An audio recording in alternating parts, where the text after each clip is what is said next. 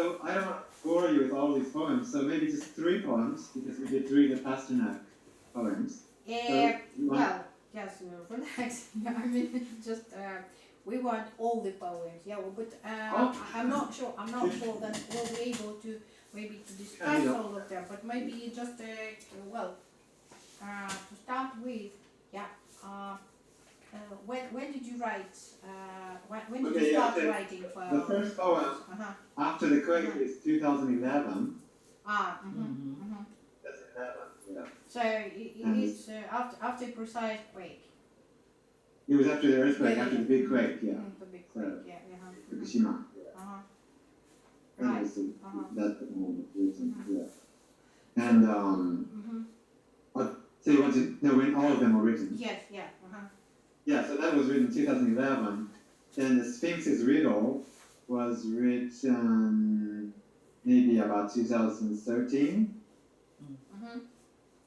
Riddle. Can you guess the riddle? I don't know if you can guess the answer. I didn't. Well, we can talk about that, yeah. That was written, around 2013.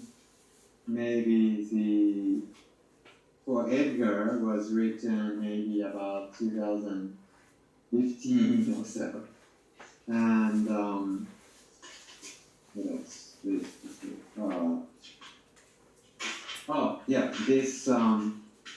Dylanelle was written 1 year ago. It was the 50th anniversary of Bob Dylan's album. The name of the album. Trying to think of the name. 1966. It was like so. It was in 2016. His album, a very famous rock album by Dylan. Remember the songs of it? I can't remember the name of the album. Anyway, it was one of the big influential rock albums of the '60s. So they played it on the radio, and there's a Saturday morning radio show where the DJ is from England, and so he plays a lot of older rock or blues or rhythm and blues, different from the 30s, 40s, 50s, 60s, 70s maybe. So he played some songs from this album, and then there was a charity night.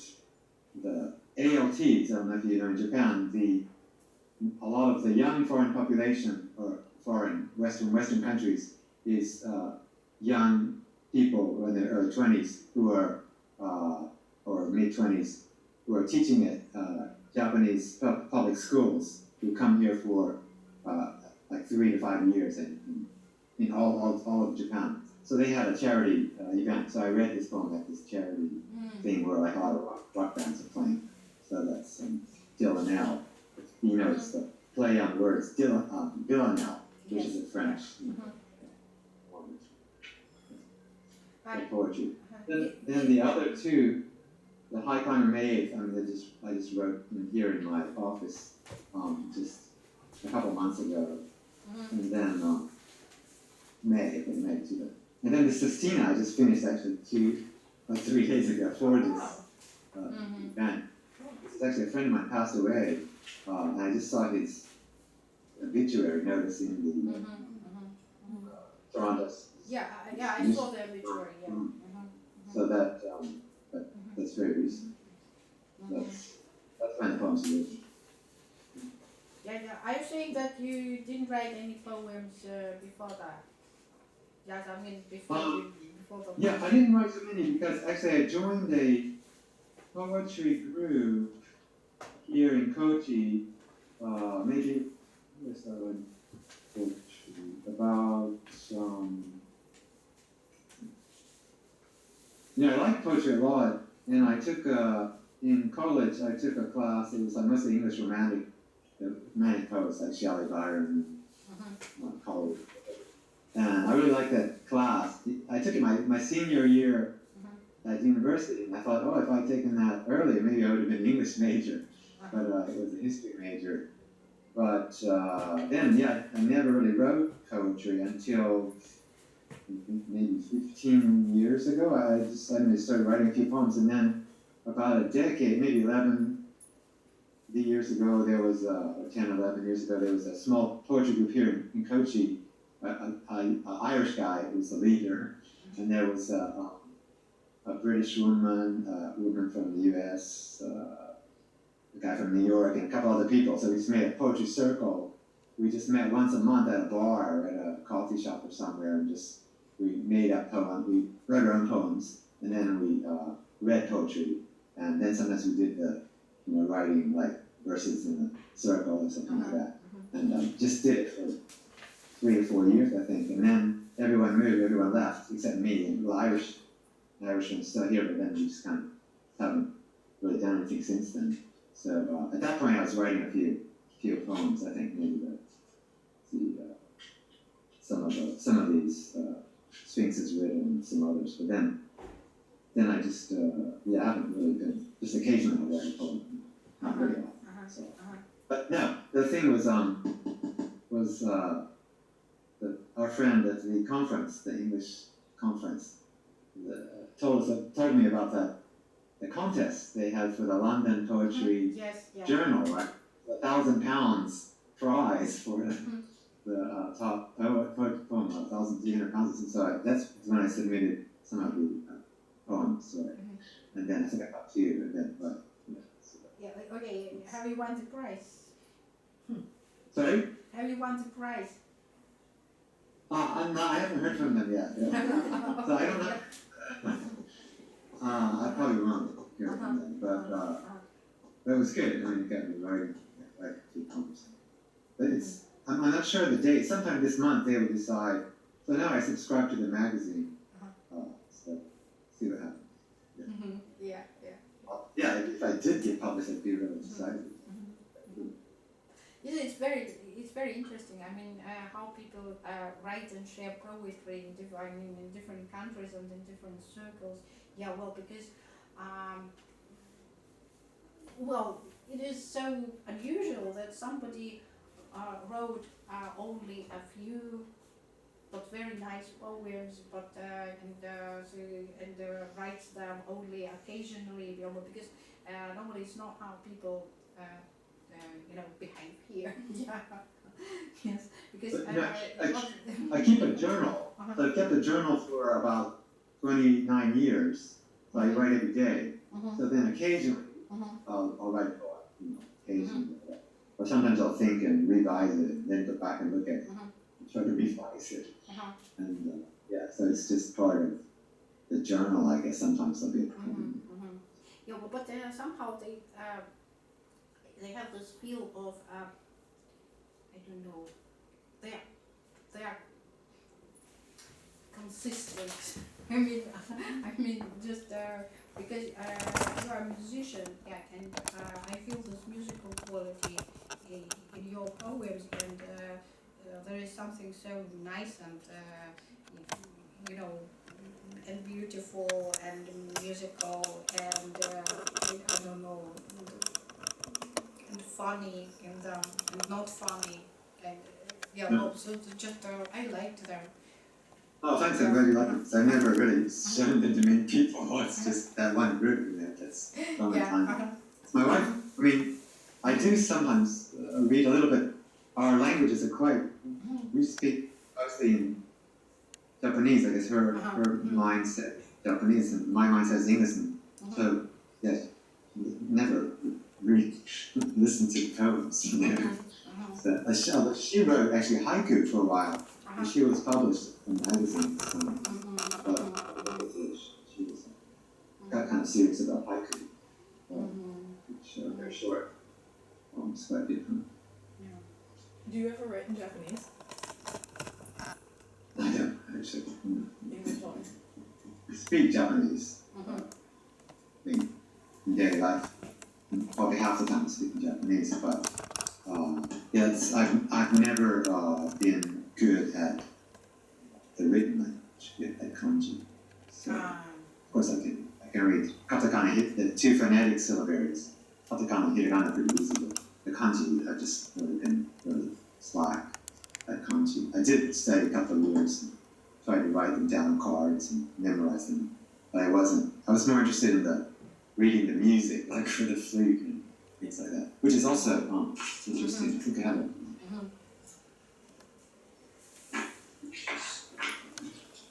The music, no, but it's kind of a modified common script. That's the flute. So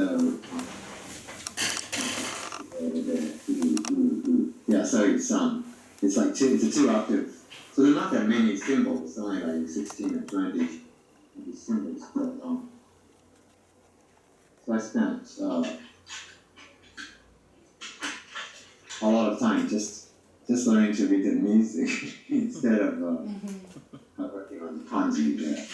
But, yeah, my Japanese is not good enough to write poems in Japanese language. But do you read poems in Japanese? I've read some, haiku. But nothing really complex. Yeah, I also wanted to ask about your poems. Are any of them songs as well?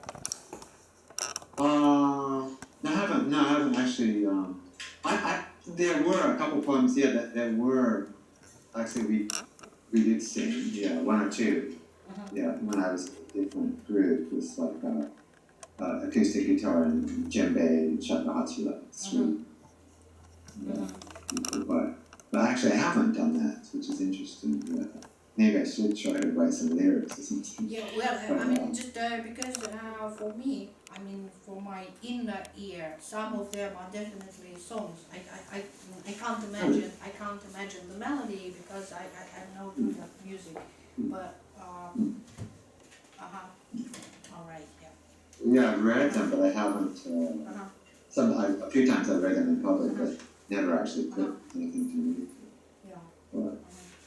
Okay, so could we ask you to read so after the Quake? Yeah. Okay.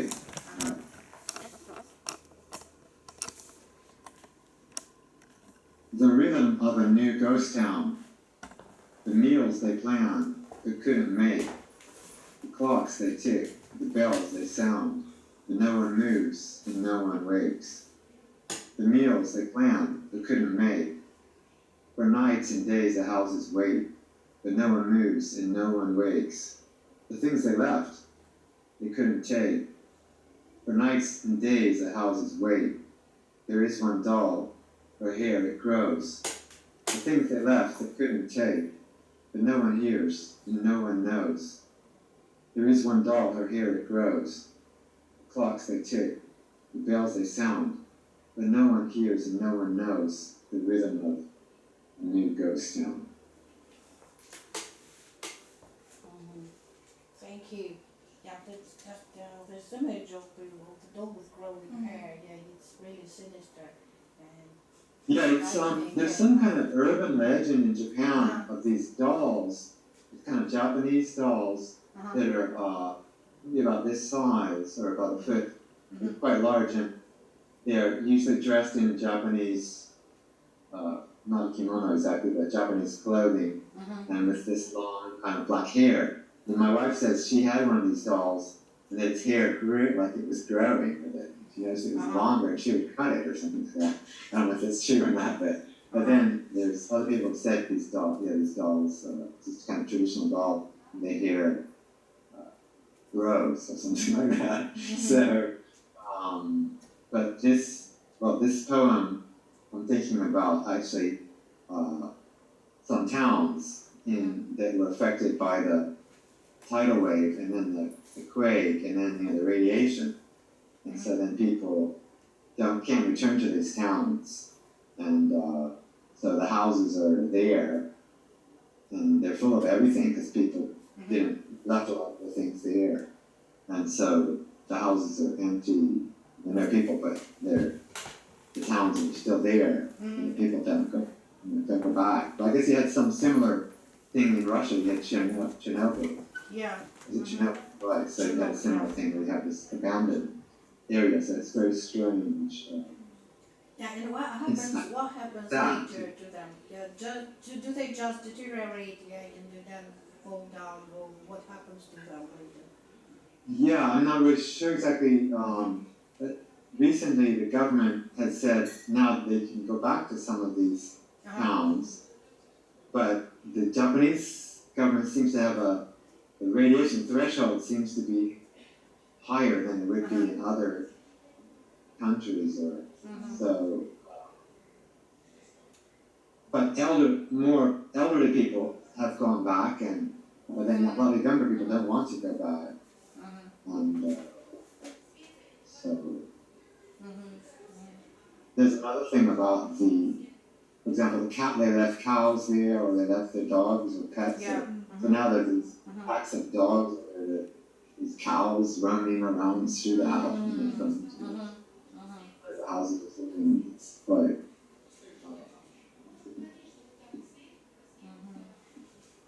Quite spooky. Yeah. It's quite scary, so that was my idea. Yeah, may I? Yeah, sure. Yeah, I just have this image that came to my mind straight away. It's about our post-Soviet life, actually.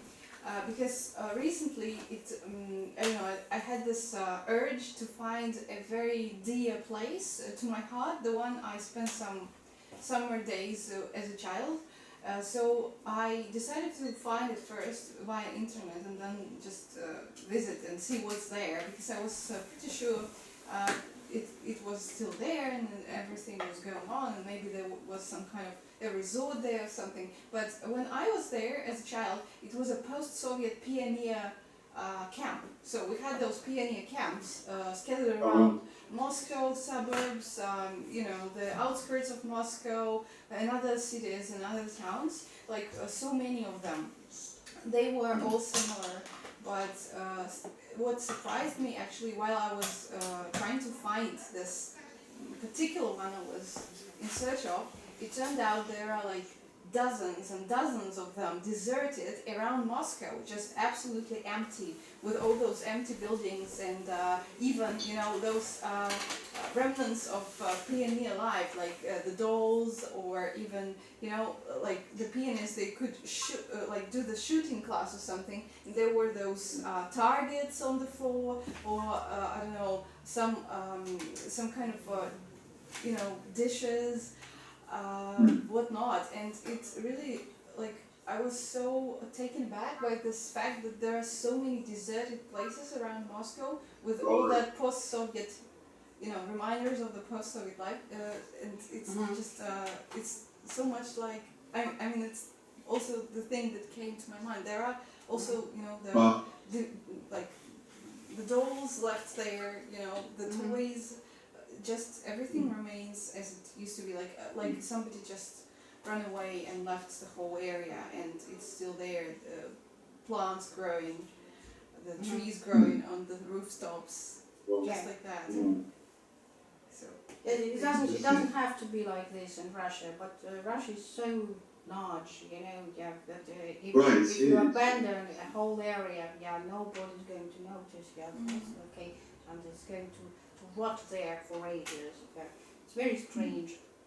I don't think. But even Japan, there are these buildings, I guess, from maybe right after the war, the 50s or so, that are abandoned. These, and some are kind of resorts as well. And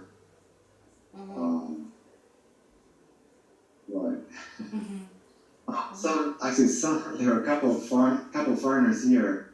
They're ALTs working with the education ministry, but they would go to these abandoned places and go investigate them. It's actually illegal, but break in or something, and go into these ancient resorts and have a look around. And it was like you said, these people just left many things there. And, I've been to one deserted village. I guess it was a village in the mountains, and I guess the people just left, and these old houses with the paper sliding doors, and they were old newspapers from the 70s or something. And these old houses, it's just abandoned. I know a lot of people in the United States are very interested in these abandoned kind of post-Soviet places. Mm-hmm. I think there's a lot of interest to the idea of kind of a void, whether that's natural disaster or a political disaster or whatever whatever reason people leave everything they have and go is very attractive to people who haven't experienced that, I think. Somehow. Yes, because like you read in the poem, it has its own ghost rhythms, which giving places they don't have them. Yeah, people, same thing with these areas. Sometimes people want to go, people want to go there, even though it's dangerous, or the radiation, or they'll get stopped. People are trying to enter these things sometimes. But in Japan, people are very orderly, very conscious of rules, and so most people wouldn't actually, but there are that do. So it's one of very few rules which you could break, and be proud of it. Yeah, because it's interesting. Yeah, it's one of rules which you could break, and it would be interesting, Okay. So shall we read another poem? Yes. Yeah. No, I didn't have any answer to this riddle. Could you read this Sphinx's riddle? Sphinx riddle, right. Its shape is that of a dragon, the one without wings, with legs called mukade ashi, in paying to slithering things. It has dragon's hands, yushu, cat's paws and a jeweled door. Spikes that can move about make up a dragon's third floor. Equipped with dragon's eyes but cannot see. The dragon's head and horn but cannot hear. The dragon's back, yu hide, and dragon's tail. Dragon's feet, yu yaku, lips and tongue. Brocade coverings keep its mouth from our view. It's silent when left alone, but speaks with clarity when stroked, but not in flickering fire. Its spines often number 13. Prince Genji knew of its power. I'm trying really hard to remember the tale of Genji. Is it the instrument you showed us? It's an instrument, that's right. Yes. Wow. I thought it was a toy dragon. The koto, it's a koto. So, the parts of the koto are, it's raised on these little legs, 4 legs, and then, all the parts are named for a dragon. Dragon is yu, R-Y-U, yu. And mukade, the word is mukade, that's centipede feet. Or something. Centipede feet. A centipede looks like a small dragon, I guess. And it has 2 holes in the bottom, and then it has some it has some brocade covering on one end and something on the other end, the jewel. The spikes are it has 13 strings, and on the top of the strings it has, what do you call them? These objects we put down on the strings. Maybe you can see.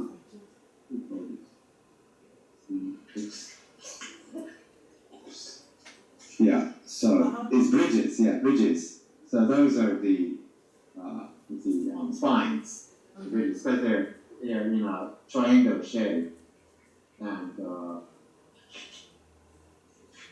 Genji, in the tale of Genji, or in that period of around 11th century Japan, all the nobles, the princes, the princesses, they were all expected, even the emperor as well, to be able to play music instruments and to be able to write poetry, and the arts were big. So, Prince Genji, he plays the koto, and I think some of his lovers also play the koto, and he hears the sound of the koto in the distance. And so, Yes, I don't know. I think I got this book, and I was teaching a class on the history of Japanese traditional music at a prefectural university a couple of semesters, and then I just wrote a poem about it. But yeah, nobody, yeah, but yeah, you guessed it. It's hard to guess. It's only because I was thinking about it because you showed us the picture before. Yeah, me too. I remember the picture. I remember the picture. Accidentally gave us a hint. Gotta be more secretive. Right. Yeah, it's kind of good. So, but the dragon in traditional Japan or in mythology is good, symbolizes good luck, and you often see a kind of dragon circular in a kind of circular shape on the top of Japanese shrines, like on the roof or sometimes in temples, and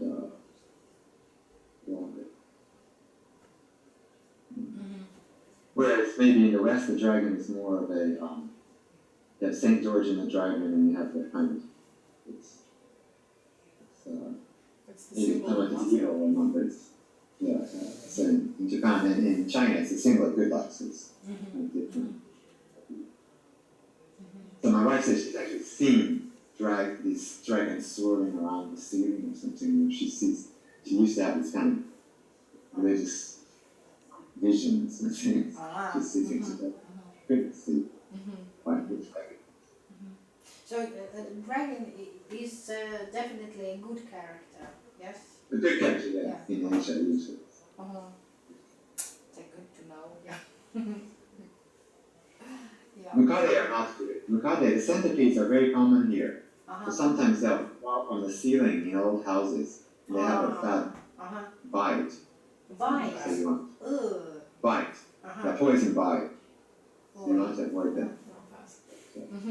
So they're common in old. You'll see them. And sometimes they're kind of brilliantly colored, like some of them kind of red or almost like blue or dark or black or with yellow legs or something. So,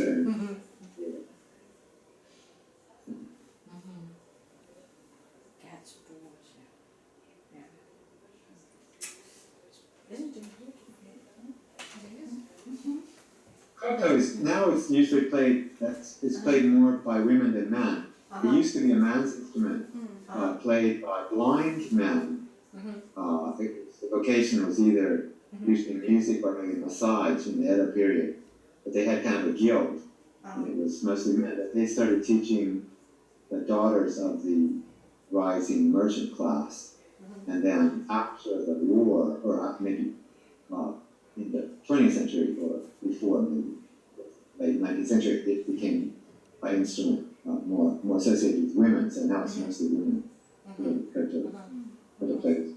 But it was kind of a young women would learn koto just as part of growing up, and it was just something you could the talents a woman had was playing the koto. But now it's changing to piano and violin. It's classical music. And yeah, but still, yeah, koto. So.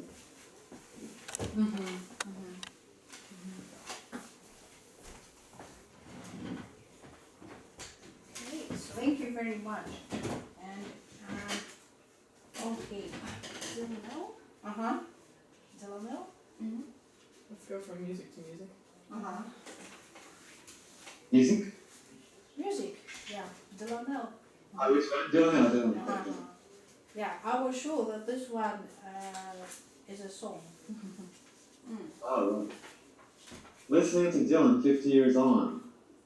Sad-eyed ladies and rainy day women stepping through Al Cooper's swirling keyboards, that stayed up all night sound.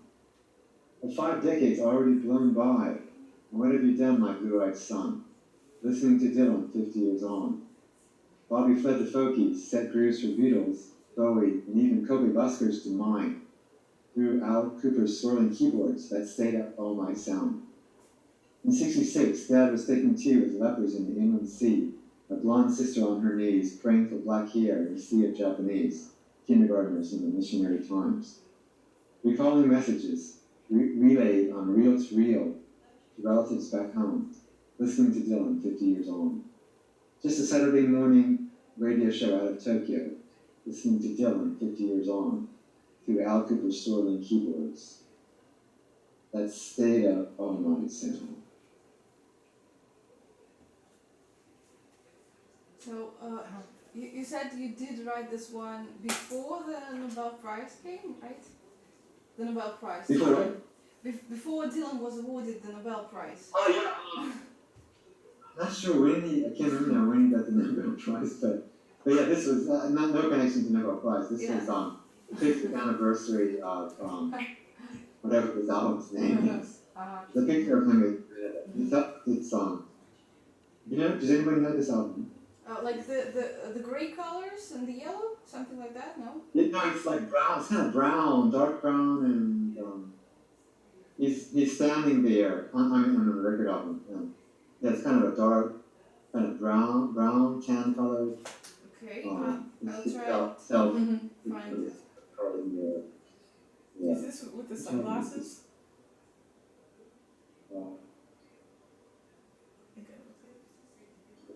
Investigate. Oh wait. Wait a minute.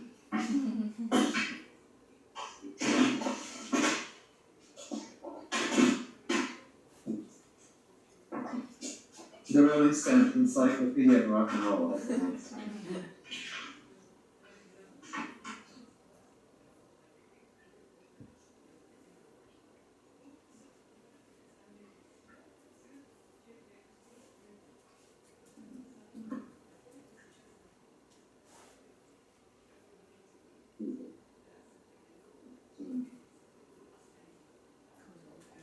Oh, Blonde on Blonde. Oh. 1966.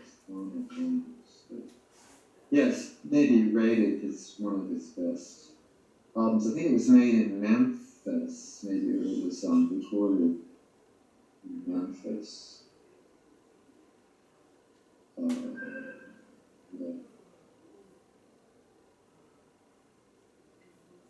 It says, well, the music Dylan made in 65 and 66 revolutionized rock.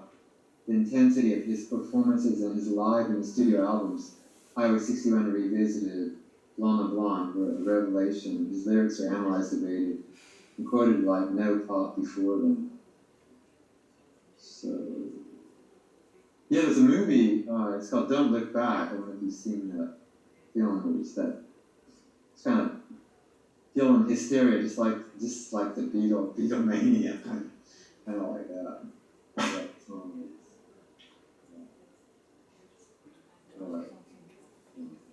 I'm curious about your Dylanelle choice here.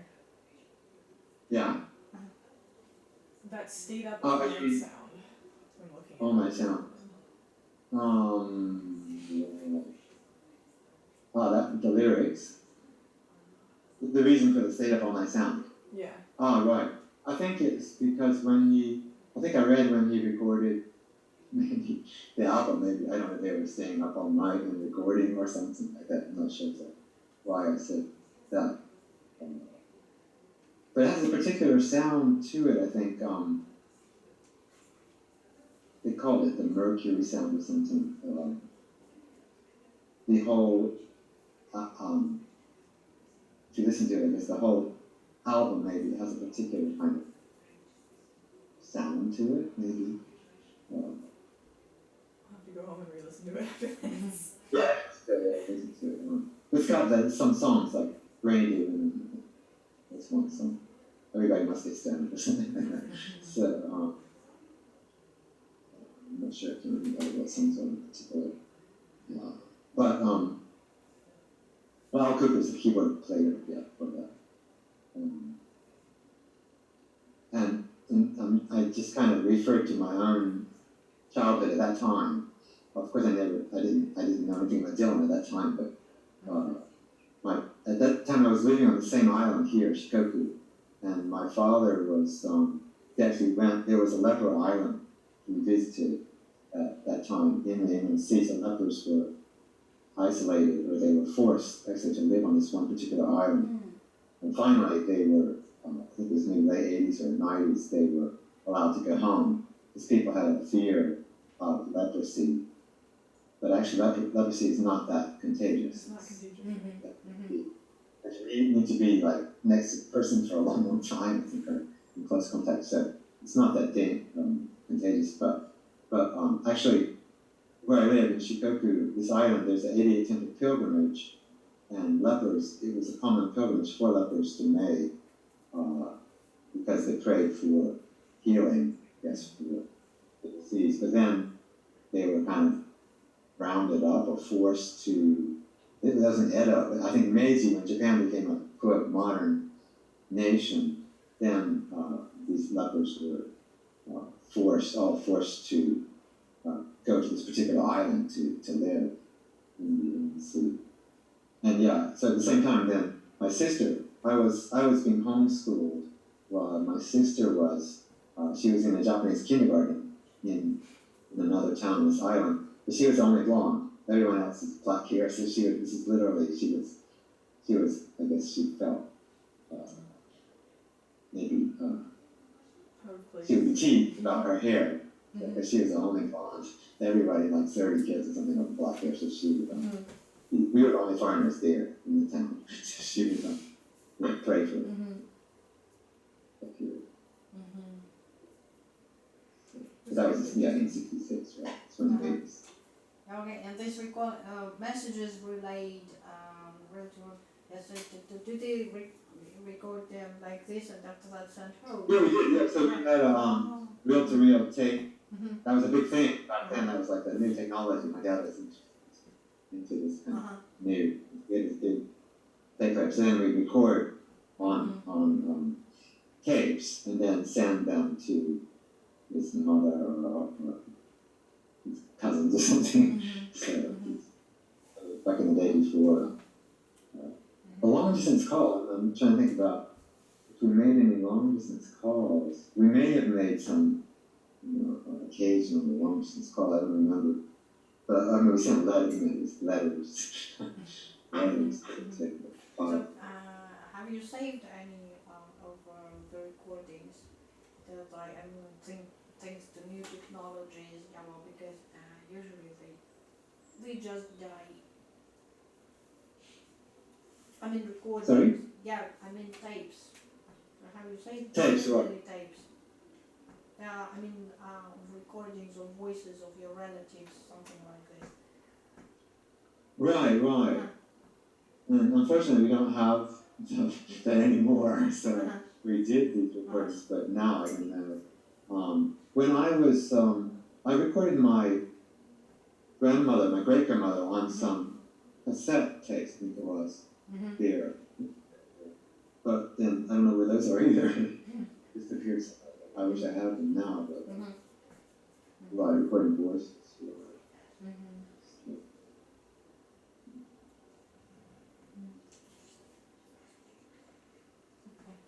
Yeah, I've never actually seen Dylan in concert or anything. But I guess when I was in college, he was already a long time ago. I mean, even though he continued, putting out. I mean, he still continued. But you have the recordings of his voice, so you can listen to him. Sorry? You have the recordings of his voice, so you can listen to him. Maybe not reel to reel, but still. Right. I gotta ask the cheesy question. Did you come up with the title first, or the form first, and then come up with the title? Alright. This has been bothering me this whole time, I have to know. If you remember. I think I decided on form first, but then I didn't come up with the title until maybe at the end. Like, Dylanelle. Nice. Yeah. Yes, it's nice because so the structure is transparent, and once again, it's not always like this and not everywhere, So it's like an exercise. It has something of an exercise to it, but also something of a natural flow, of your thought and your feelings and your affections. Of course, I take some of the lyrics too. What have you done? I go out to Dylan. Yeah. That's from song. it's a hard rain or something like that. Oh, are you still alive? Yes, do you have energy for your other poems? I'm sure, yeah, sure, fine. Do you have any? Yeah. Okay, yeah. So the next one is for Edgar. Yeah, and who is it a relative, a friend, or Edgar Poor? That's from the poem, I think you can guess this one. No, well, but I maybe just it's a fan. You've got the poke, and maybe there was some other. Oh, no, it's only. It's just the Edgar. It's a dedication from a poet to a poet. Yeah, okay. That's great. Well, Should I read it? yeah, please. Okay. Some poems grow in the basement, some say cellar, where we invite guests to shoot a game of pool, some say billiards, or share a pipe in the shadows. When we hear basement, we may think steep stairway, the old golf gear, leaking oil cans, lumpy hider bed, ancient pizza boxes, the hand in the fridge, the phosphorescent mushrooms. Some poems sprout in the basement, some say cellar, where we hide deranged relatives, where the odd guest sleeps, where termites build social networks, where we host table tennis tournaments, where we find the unfinished oil paintings, the uneaten egg-free young, the mouldering freeway maps, the soft-shell crickets, the high earthen walls, the cooling wine bottles, the secret passages, the black cat walled up in the tomb. Yeah. See how it's Edgar? You know the Edgar, right? Yeah. Yeah. Very nice. Yeah. So, what I was thinking about, yeah, when you say basement or cellar, what associations do you have? You say cellar, and Wine cellar. I mean, why cellar from a film? When first of all, there's a regional difference, but secondly, when I see it for Edgar, and then some poems grow in the basement, some say cellar, I immediately think the Casco Amontillado, and this is the whole other poem immediately kind of hits you. It's an older word, cellar. I think it might not be, but it feels like it is because of the association with In Japan, no one has a basement or cellar. It's not a. It's just not a room they have here. And I was, I guess I was very conscious of that because we always had a cellar or a basement, like a stone.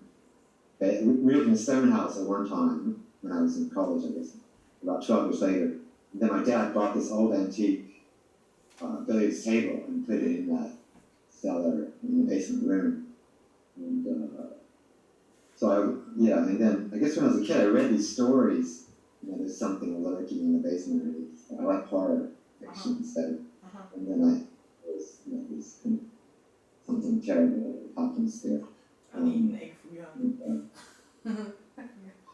But then, in Japan, I don't know if Japanese can identify this because there's no cellar, there's no basement. So, but when I was growing up, it's really common.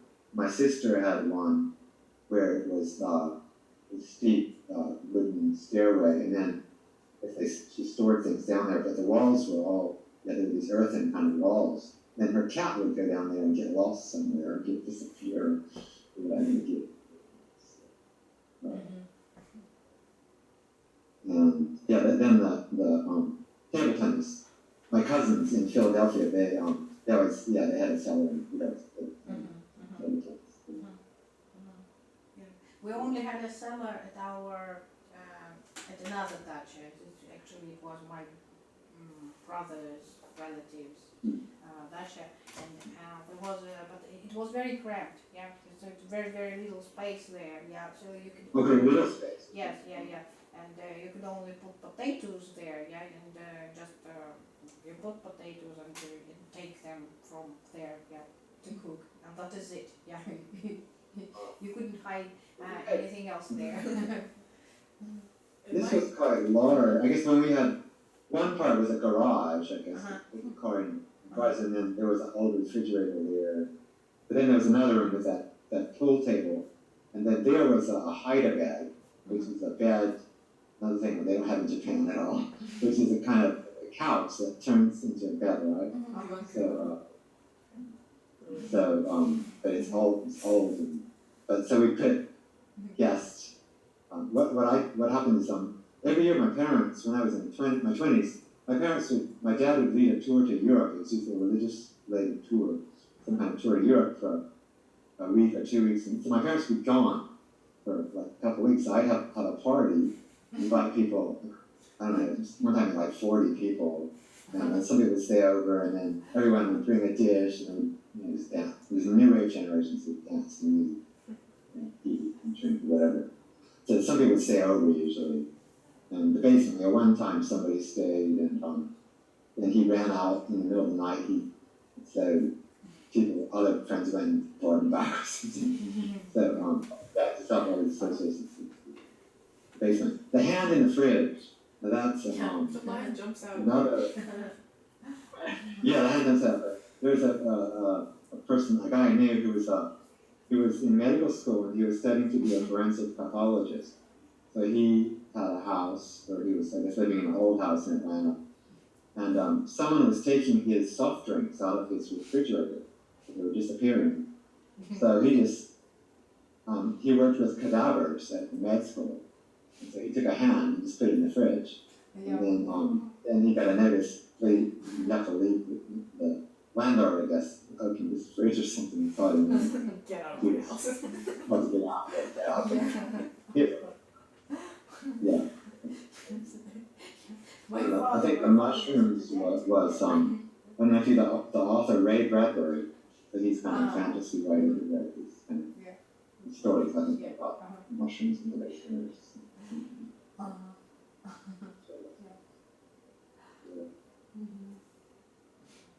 Yeah, we do have like a similar concept here, but it's up above our heads. It's called entresole. Entresole. Like an attic or something?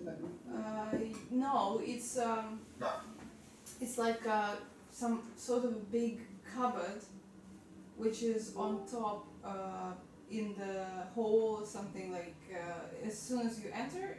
In some flats we do have this thing, and it also has the weirdest things stored on there, as well as the balconies, because we do have a lot of unnecessary or weird stuff on the balconies, which Pasternak also, I believe, did here. Like they would keep. We have this very beautiful round veranda. We are sitting here now, but we have the same one upstairs. And people who come to the museum, they usually say, "Wow, what was there? Was he writing there? It's so beautiful. You could put a chair and a table there and have like the whole view of the neighborhood." But instead they would just keep some random stuff in there, using it for storage. I guess in the U.S., also the attic is kind of the storage place as well. But for us, it was. And my grandparents had this old house. I think it was built in the 1850s in South Georgia. And the attic was full of these old ancient books and ancient things. So in Boston, is that common? Basement? Do people have a basement? Basements exist. Yes. People have them. I think people don't have them on the East Coast as much as they do in the middle of the country. That's because in the middle, the tornadoes. Tornadoes, exactly. So people have basements as a tornado shelter, which is a whole other purpose in that space. And also different associations. Like when I talk to friends who are from the Midwest, you talk about like a basement, and I'm thinking, haha, pizza boxes, and they're thinking like tornado sirens, are we gonna die? Is our house gonna be destroyed? So it's like very different kind of feel. But they also keep all their canned soups down there, so that's a mutual sort of thing. Speaking of associations here, why did you choose to write about Poe? Or write to Poe? Or how does this poem sort of relate to Edgar? How did I choose what? How did you choose your addressee here? For Edgar, okay. Right. It just kind of happened. Because of the because I guess I associated the basement with something scary or something macabre or whatever. So Edgar Allan Poe, like, I don't know if actually that was the black cat. That's in, I don't know if that's the base. That's just in the wall, I think. But yeah, I associate the basement with the kind of horror or something. So I guess Edgar Allan Poe is the master of that genre, one master of that genre. So that's why.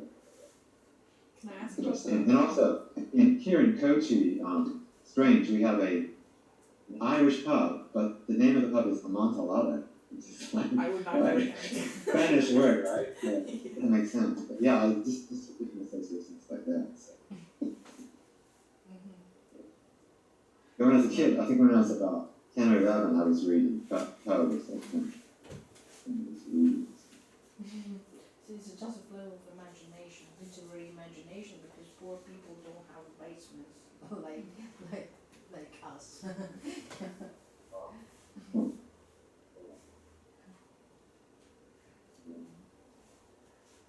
Yeah, he didn't write so much poetry. I have his book.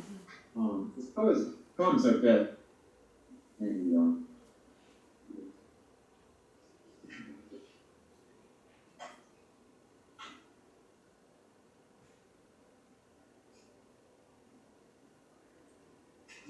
yeah, the complete book of poetry is really small. This is his complete book of poetry. Oh, yeah, I had that as a child, yeah. Yeah, but his fiction is quite long. He's like a huge amount, but the poetry itself is not. He also, I think Edgar Allan Poe's kind of philosophy to writing was that it shouldn't be too long. He didn't like novels and things like that because he felt that you should experience the whole thing in one go. Because if you take a break and pause, then your life gets in the way of like experiencing it. Which I always thought was interesting. I noticed that all of your poems are fairly short here. Oh yeah.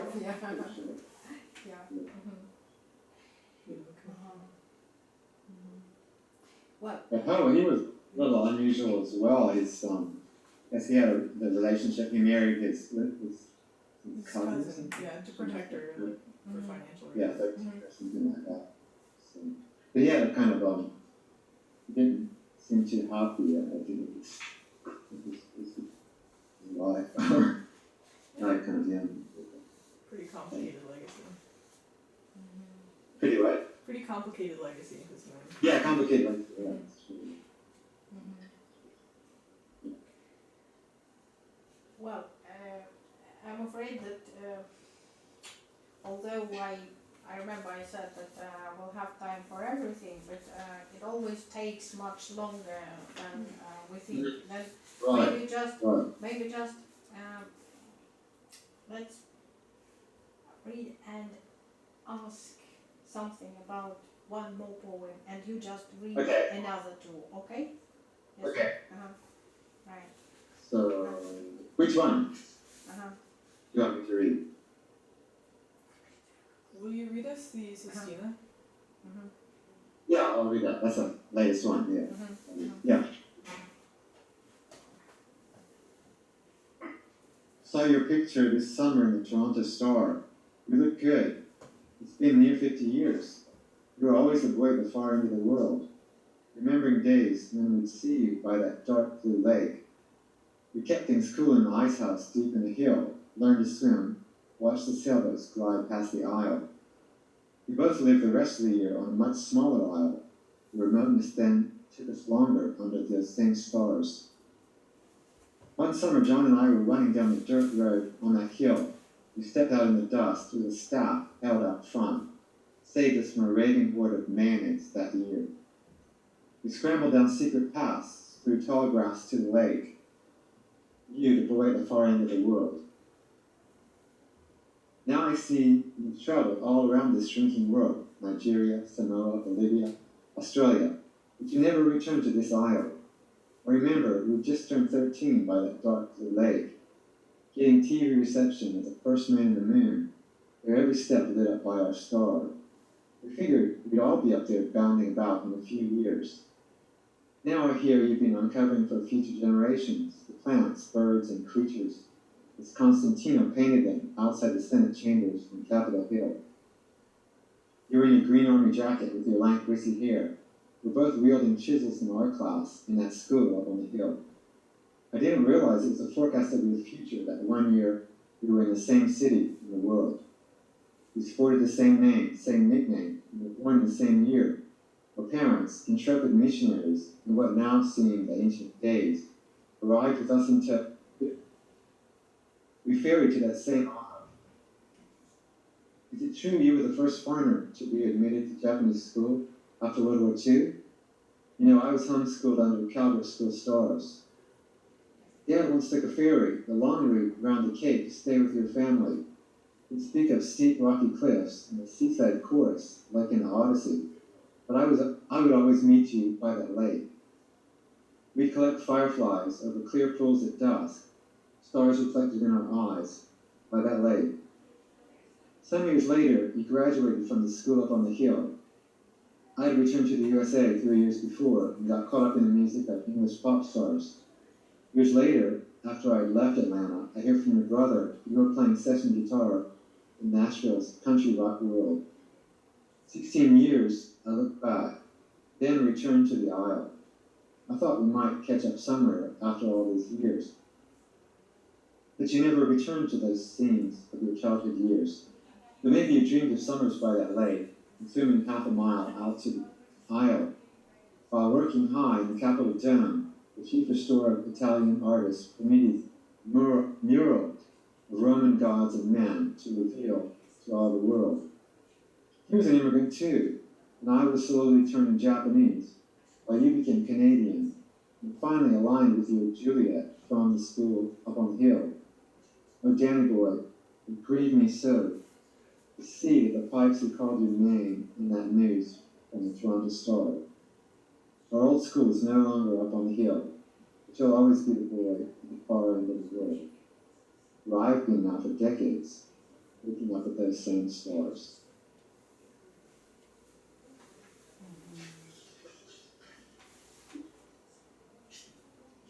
Yeah, so this is a friend of mine. I just saw actually on the internet that on my old school is called Canadian Academy. It's an international school in Kobe, and so there's you get the news of alumni and that kind of stuff. But this is a friend that I haven't seen since junior high school, and then suddenly this article is in Toronto Star, but he just passed away of cancer, and he lived on the same island where I am now, and we always thought he was so far away because at that time, actually he lived here in this city. This was like 50 years ago. We never saw him here because at that time the transportation, I guess, wasn't very well developed. It's like 66 or 7. So you'd have to take a ferry all around the island to get to where he lived. So we actually would meet at this lake, which is on another island, which is Honshu, main island of Japan. It's kind of a place where missionary families would go, or other foreign families would go, like diplomats to go there. And there was a lake, maybe it was about 3 miles across, maybe 3 by 5 miles or something, with the island in the middle of the lake. And then it's like, that's where I learned to swim and we still those. It's kind of a really idyllic place. But that's where we meet in the summers. And but then in the article about him, it was saying he was a restorer of these paintings in the U.S. Capitol, like the mural on the Capitol Dome, and then in the Senate chambers, and he'd been there for 10 years, restoring the artwork. But he became a Canadian citizen in 2015, even though he said, or his wife, maybe, I'm not sure who wrote the article, but maybe his wife writing, but he was just upset, I guess, at the politics and everything that's going on in D.C. and everything like that. So he decided to become Canadian. But his wife's Canadian. And actually, he was married once or twice, and it didn't work out, he divorced, and then his high school sweetheart, and he found her, I guess, through the internet, a girl he was in love with from high school, and then she's Canadian, and then they married, and then he became Canadian. So I found all this stuff I didn't know. I was like, wow, okay, what happened? Whereas when we were kids, and but yeah, it's funny. Most people that I grew up with at that time, I've kept in a lot of them I kept in touch with, and I met them later. He's the one I never met again. I was kind of wondering what happened, what did he do with his life, and then I found out that he wasn't able to see him. But yeah, another thing that was interesting that I read about him, that it said in the article he was the first foreigner to be admitted to the Japanese public schools after World War II. So this would be in the early 60s that he was here in school somewhere. And I wanted to find out in the library, or the prefecture library, maybe they have that information probably about his family, how many years they were here,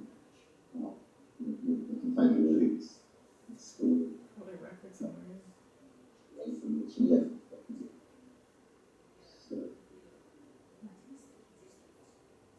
yeah. So for 5 summers, we would go every summer to this place. Now it's called Gaijin Mura, it's foreign village. But it was, at the time, it was, but there were a few Japanese, but they just ran some vegetable stores or some very small stores. That was all there was. And it was this lake, and like I said, missionaries, and we would have sing-alongs, or swimming lessons, or maybe sailing.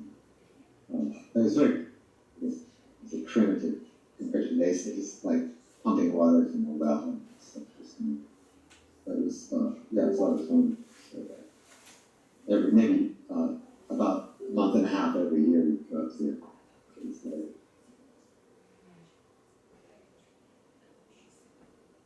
So, yeah, the mayonnaise. This is just kid. We were being chased by these other kids. I just wanted to ask about this. Yeah. It wasn't. So maybe it was 10 or 11. There was kind of this haunted house. It was probably a clubhouse for these other kids, for this bunch of kids. And his friend John and I went in there, and then suddenly we were chased out down the mountain, down these dirt roads by this 6 or 7 kids, and suddenly this other guy jumps up with a staff and just like stops them.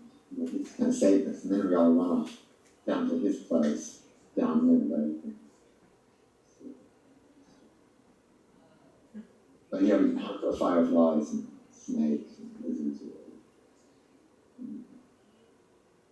Then later I met him in junior high, that he was kind of a fool, and I wasn't cool, but at that time. But we were in art class together. No, that's the last time I saw him. But I ran into his brother. It was again a coincidence. I was in Kyoto, Japanese former capital of Japan, which is very interesting. All of the temples and things.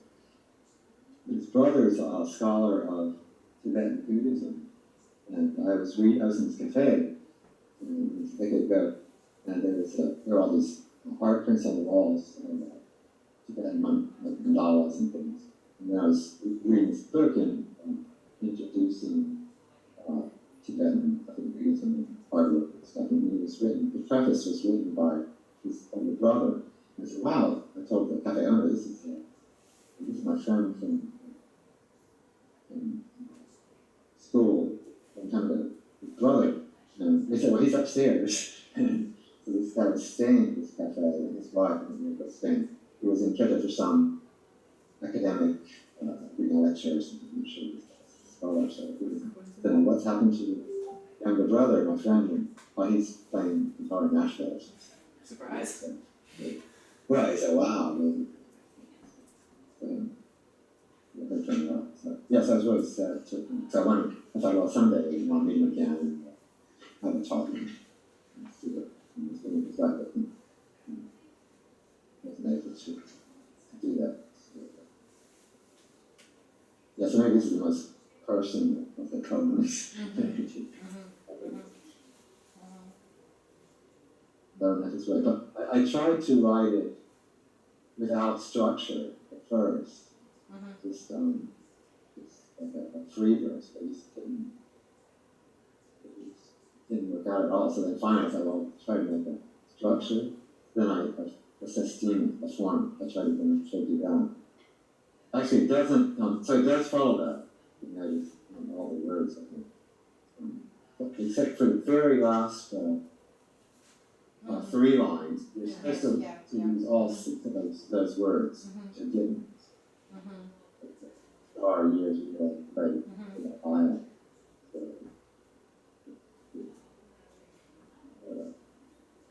But no, the ironic thing is I'm on that island where he grew up, and I'm in the same city where he grew up. He was a child. I never came here. And as an adult, I came here. Not here.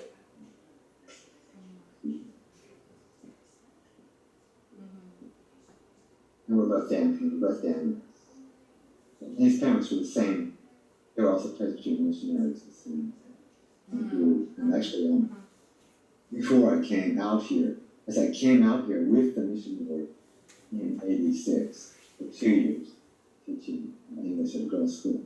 So I saw his parents just working out, teaching him better, and understand.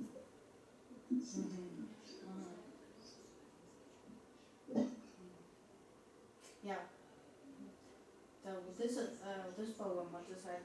It's just my association. I sent you another link, yeah, and I'll switch it on just for a second. It's a Jewish song, but it's a man reminiscing his childhood and his friend from his childhood, and it's in Yiddish, but the melody is very nice, very beautiful, and I thought you might like just to listen to it. And I'll just switch it off just for 10 seconds, and after that you can just follow the link and listen to it. It's very famous.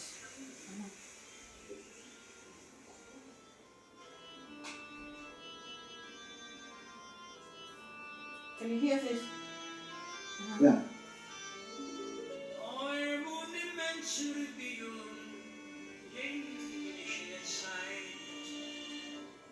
Das junge Schädelleben ist von uns schon weit. Ein Monument zu den Jahren Menschen frei. Alle jene Beserlebe, bring das Herz ein. Das machst du etwas Mäuschle. Okay, and so yeah, so the link is there with you on Facebook. Yeah, it's called Moisture. Okay, thanks. Moisture in my mind. Yeah, yeah, yeah. So I think it's very beautiful. It's just like my association with your poem. Yeah. Yeah, I kind of hear what you're talking about because it has that. It's structured, but it's got kind of a free flowing. Yeah. At the same time, like it pauses for thought the same way as poem kind of does. Yeah. Yeah, the Yiddish, they also have the clarinet. What's the genre of music? Klezmer? Clarinet playing. Yeah. Klezmer music. No, yeah, cousin, right. So there's actually a Japanese flute player here in Japan, but he's passed away now. He was very fond of klezmer as well. So Really? Cool. there's some similarities. Although klezmer is more of an upbeat kind of Yeah. music. Like, I just kind of a sad music. Yeah. Wow. Great. Yeah, we've got another 2 poems, but I'm afraid that we really need to stop here now because after that we'll have a small break and we'll have another event here. Yes, on this veranda. Yeah, and we were wanting to show you the garden. Yeah, and the room upstairs. Yeah, so I need to